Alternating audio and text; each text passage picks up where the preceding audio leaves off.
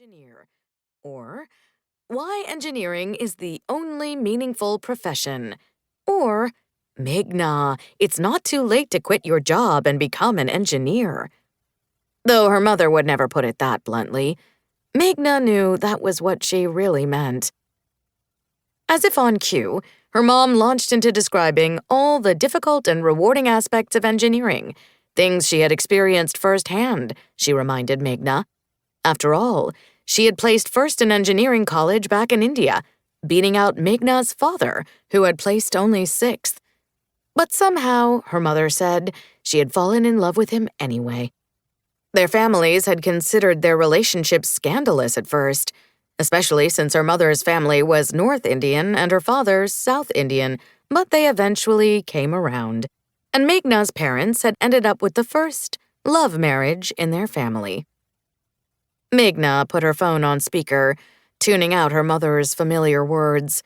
As a kid, she'd loved listening to her parents' great love story. She'd asked to hear it again and again, dreaming about finding that kind of love for herself one day. She still hoped for it, even though she had no clear prospects in sight, even though it felt less and less likely every day. She sighed and opened her mail. She read a few bills, set aside a couple flyers, and saved a stationery supply catalog she had never ordered from but loved to look through. And that's when she saw it.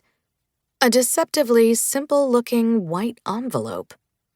It wouldn't have stood out to her, but the address on the front was written in a style of calligraphy she knew all too well. A wedding invitation. She frowned. Most of her close friends were already married, and the few who were single wouldn't be getting married anytime soon. Slightly puzzled, she took out the invitation. 2 names in large, bold, italic sprawled across the middle of the page. Seth Mitchell and Julie Cox. Meghna's stomach dropped. She hadn't counted Seth in her mental tally of close friends. Seth was in a different category altogether.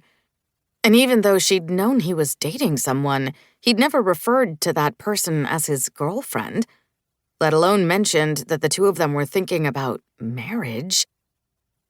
Meghna had met Seth as a college freshman when they'd been assigned as partners in Intro to Creative Writing. She had been smitten when she saw his lanky build, dark green eyes, and blonde hair that he left a little too long. They'd both wanted to major in creative writing, but Meghna had declared an education major instead. Seth had constantly tried to change her mind. "It's not that complicated. If you want to write plays, you should write them," he had told her, his voice full of conviction. He hadn't understood why she couldn't pursue writing full-time, but that wasn't his fault. Seth wasn't like her. He never doubted his abilities, never doubted that he would become a successful songwriter. She'd envied his certainty, his optimism, his lack of fear. When they'd started dating their junior year, she thought it was the beginning of her own great love story. Seth had been kind, funny, and honest to a fault. "This entire section has to go, Meg," he told her as he reviewed her latest draft. "It doesn't add anything." His comments had stung at first, but she soon got used to his direct feedback. She'd started to appreciate the way he couldn't help but tell the truth. It had made his praise even more meaningful. When he'd told her that her character work was stunning, she believed him fully. When he'd called her beautiful, she didn't doubt that he meant it. And when he'd broken up with her after graduation, she knew he meant that too. "We're friends, Meg," he'd said. "You think so too, right? That we're better off as friends?" To save face, she'd forced a smile and lied. "Of course, Seth. We'll always be friends." Surprisingly, their friendship and writing partnership continued. Seth still called or emailed every week. He sent lyrics and voice memos of his songs, and she sent him pieces of the play she had started in college and was still working on.